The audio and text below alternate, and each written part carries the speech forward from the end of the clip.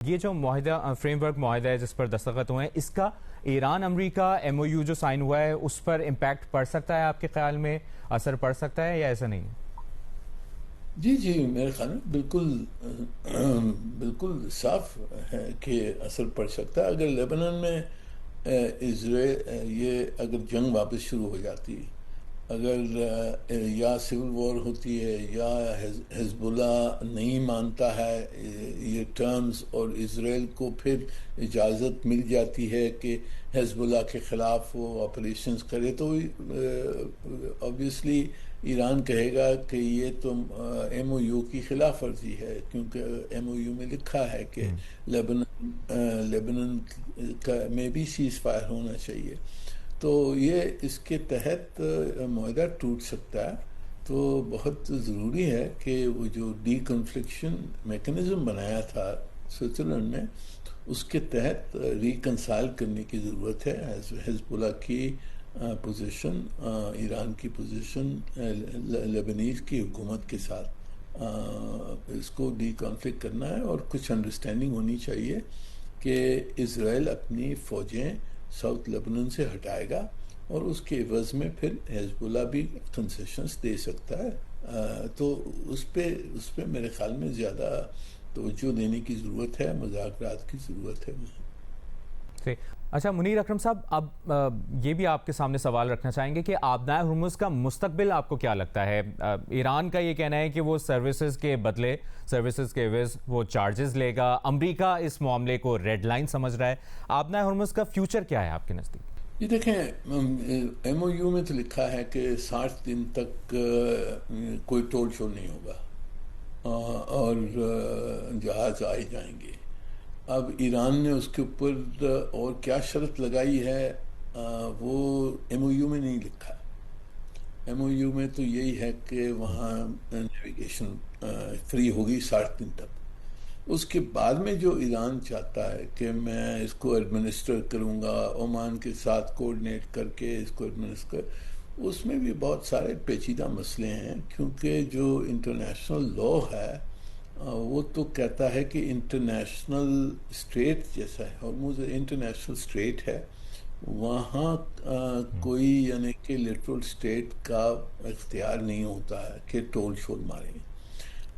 کچھ international law میں یہ کہا گیا ہے کہ جی سروس فی دینے کی اجازت ہو سکتی ہے، پر وہ سروس کیا ہوگی؟ کچھ سروسز ہیں جو لیجٹمیٹ ہیں، کچھ سروسز ہیں جو انٹرنیشنل لا کی خلاف ورزیاں ہوں گی. تو اس کے اوپر بھی مذاکرات کی ضرورت ہوگی، فیصلے کرنے ہوں گے. جو وہاں لکھا ہوا ہے وہ یہ ہے کہ جی بات چیت ہوگی ایران عمان کے درمیان، اور جو خلیج کے ممالک ہیں ان سب کے ساتھ کنسلٹیشن ہو کے پھر کوئی فیصلہ ہوگا. تو یہ کنسلٹیشن جاری کرنے کی ضرورت ہے. میرے خیال میں اس میں دو سٹیجز ہیں. پہلے تو یہ جو 60 دن کا سٹیج ہے، اس میں ایران سے یہ منوانا ہوگا کہ جی آپ نے مانا ہے کہ اس میں فری نیویگیشن ہوگا، تو اب اس کو فری نیویگیشن کرنے دیں. اس میں کیا شرطیں ہیں ان کی وہ بھی کلیریفائی کریں کہ بھی یہ جو ٹینکر کے اوپر جو حملہ ہوا تھا اس نے کیا خلاف ورزی کی جس کی وجہ سے آپ نے اس کے اوپر حملہ کیا. دوسرا، جو 60 دن کے بعد میں جو رجیم ہوگی اس پہ میرے خیال میں کنسلٹیشنز کی ضرورت ہوگی، نہ صرف ایران عمان پر جو خلیج کے ممالک ہیں اور دوسرے لٹرل اسٹیٹس ہیں جس میں پاکستان شامل ہے، ان میں آپس میں کنسلٹیشن ہوگی کہ آگے جا کے یہ ہرمز کے اسٹریٹ میں ایڈمنسٹریشن کیا ہوگی، کیا نہیں ہوگا، کس کا اختیار کتنا ہے، کیا ہے، فیس ہوگی، سروس فی ہوگی، کیا ہوگی.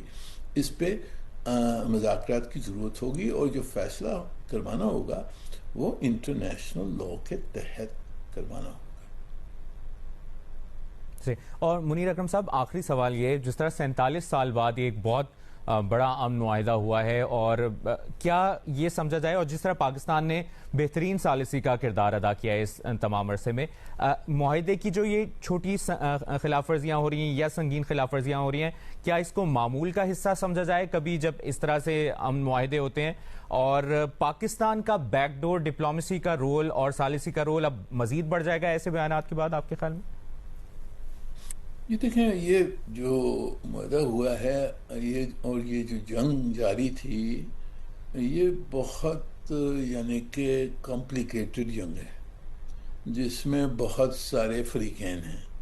نام تو صرف ایران اور امریکہ کا ہے، پر دیکھیں اس میں اسرائیل بھی شامل ہے، لبنان کا مسئلہ ہے، خلیج کا مسئلہ ہے، تیل کا مسئلہ ہے، تو اس میں بہت ساری پارٹیز انوالوڈ ہیں، اور اس وجہ سے ثالثی جو ہماری میڈیشن ہے اور قطر کی میڈیشن ہے، اس کی بہت ضرورت ہے اس وقت، اور ضرورت رہے گی جب تک کہ فائنل اگریمنٹ نہیں ہو، کیونکہ اس قسم کی مس انڈرسٹینڈنگ جیسے آپ دیکھ رہے ہیں کہ جو ہرموز کے اوپر غلط فہمیاں ہو رہی ہیں، جو لیبنن میں ڈیولپمنٹس ہو رہی ہیں، اس کی ڈائریکٹ امپیکٹ ہوگی، تو اس کو ہم نے ٹریک کے اوپر رکھنے کے لیے ہماری ثالثی کردار کا بالکل بہت ضروری ہے اس وقت جاری رکھنا۔ ہم اس کا آپ کیا مستقبل دیکھ رہے ہیں؟ ہم اس پر بات بھی کر رہے تھے کہ امریکہ جس کو ریڈ لائن سمجھتا ہے، ایران اس کو کہتا ہے کہ سروسز کے عوض وہ چارجز لے گا۔ آبنائے ہرمز کا کیا فیوچر آپ کو لگتا ہے؟ یہ دیکھیے، آبنائے ہرمز کا مستقبل جو ہے وہ ایسا ہی ہوگا کہ جس میں ایران اور عمان باہمی طور پر کسی چیز کا تعین کریں گے۔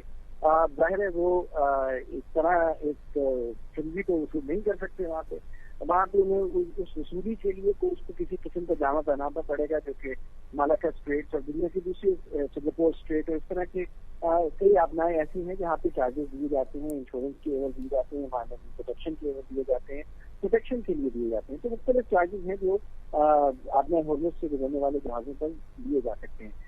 آپ کو لیکن اس میں اس خطے کو نظر انداز نہیں کر سکتے، کیونکہ مشرق وسطیٰ کے تمام جتنے خلیجی ممالک ہیں، میں نے کہا ہے کہ ان کے لیے قابل قبول نہیں ہے کہ وہ ایران کو، جو کہ ان کو نظر آتا ہے کہ بھتہ دیں وہاں سے گزرنے۔ اس وجہ سے انہیں سب کے ساتھ مل کر بیٹھنا پڑے گا۔ ہمیں نظر یہ آ رہا ہے کہ غالباً اب سے کچھ عرصے بعد کچھ نظریاں ہیں کہ ریاض میں کانفرنس ہوگی جس میں تمام ممالک ایران کے ساتھ بیٹھیں گے اور کوئی مستقل حل کی طرف جائیں گے، لیکن اس مستقل حل کے لیے ظاہر ہے بہت سارے اور عوامل اس میں کار فرما ہے۔ صرف آبنائے ہرمز کو علیحدگی سے نہیں لیا جا سکتا۔ سب سے بڑا وجود جو اس خطے کے لیے خطرہ ہے امن کا، وہ اسرائیل ہے، اور اسرائیل کی تمام چیزیں جو ہیں لبنان میں جاری ہیں۔ آپ نے دیکھا لبنانی حکومت سے امریکہ نے ایک معاہدہ کرنے کی کوشش بھی کی، جس سے لبنان میں شدید رد عمل آیا ہے کہ اسٹیٹ کی ادارہ داری جو ہے وہ حزب اللہ کو ختم کر کے لیبنیز آرمی، جس کی کوئی آن گراؤنڈ ریالٹی نہیں ہے، اس کو نافذ کر دیا جائے۔ تو یہ تمام چیزیں اکٹھی طے ہوں گی۔ ان تمام چیزوں کو مل کے لے کر جانا پڑے گا، چونکہ معاملات ایسے ہیں کہ جن کو آپ علیحدگی میں حل نہیں کر سکتے۔ جب تک اسرائیل جو ہے وہ لبنان کو اور شام کو تسلیم نہیں کرے گا کہ ان کی خلاف ورزیاں نہ کرے، اپنی جنگی کارروائیاں بند نہ کرے، امریکہ جو ہے اس بات کو تحفظ نہیں، اس بات کی بیان نہیں کرائے گا کہ ایران پر حملے نہیں ہوں گے۔ ایران کی جو جنوبی سرحدیں ہیں ان پر امریکی جو مختلف کارروائیاں ہیں۔ اسامہ بن جاوید سینئر صحافی ہمارے ساتھ موجود تھے، سابق مستقل مندوب اقوام متحدہ منیر اکرم ہمارے ساتھ موجود۔ آپ دونوں کے وقت کا بہت بہت شکریہ۔